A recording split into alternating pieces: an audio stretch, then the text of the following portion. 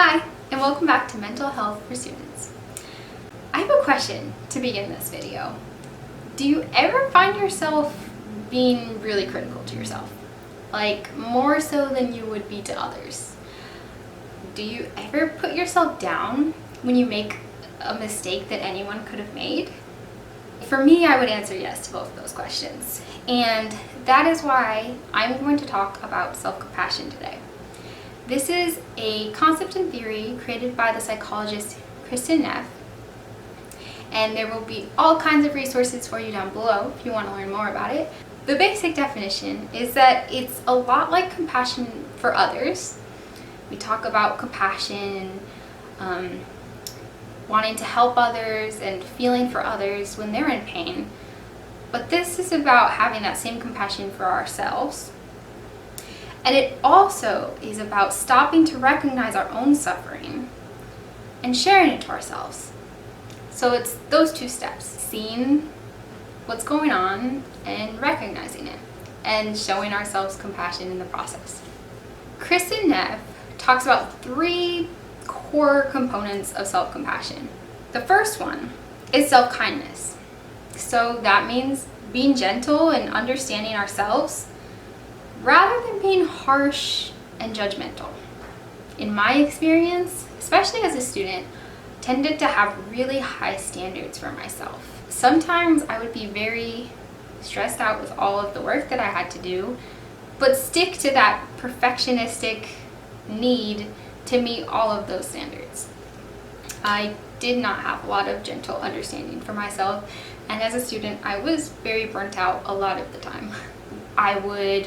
If I got feedback on a paper, I would zero in on rather than the overall grade, if it was good, on the negative feedback. That just jumped out at me. I was more aware of it, really. And Kristen Neff really introduces this idea as an alternative to self-esteem. Because self-esteem, it fluctuates a lot, and the way we perceive it is very dependent on the feedback that we get from others, which obviously is going to always be fluctuating depending on where we're at and what we're doing. So that's where self-compassion and kindness comes in hand.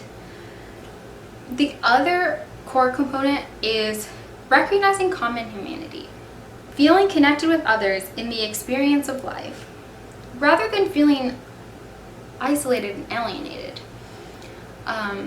For common humanity, I sometimes think about it as there are so many shared life experiences that almost every human being goes through, like the first day of school, or the loss of a loved one, or a breakup.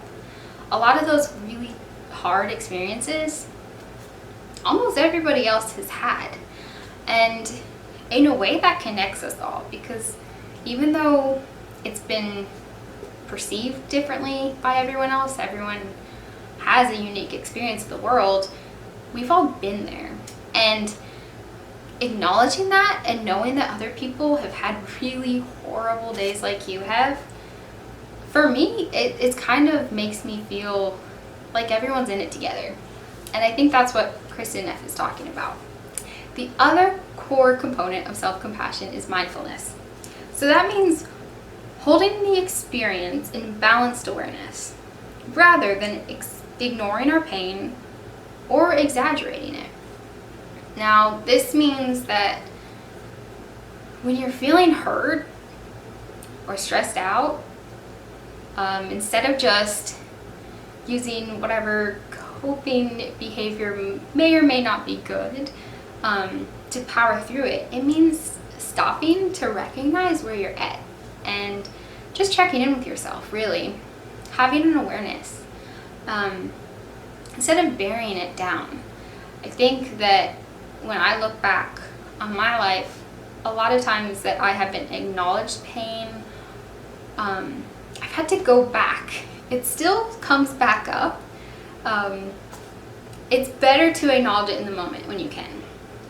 And that doesn't mean just sitting in feeling horrible. It may mean just journaling for 5 minutes about how you're feeling really stressed about not knowing what to do after college.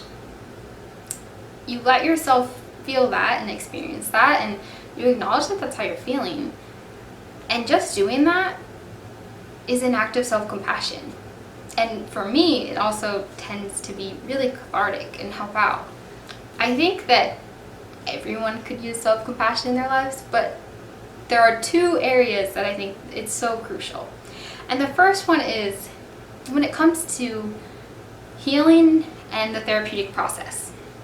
So when you're in therapy and you're working through something, it's really important to remember that it isn't like going up a ladder.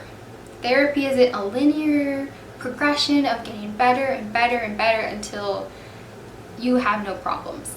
That sounds really nice, but that isn't how therapy works. Or just working through problems in general. You tend to have almost like two steps forward, 1 step back. Or a little bit of a progression, but something happens and then you go back down and then you learn from that. Just because progress isn't always linear doesn't mean that progress isn't happening. And having self-compassion and holding that during times of growth and discovery, and especially in the vulnerability of therapy, it's really important and it helps a lot in the healing process. The other thing is, I think that anyone who's a student could use self-compassion.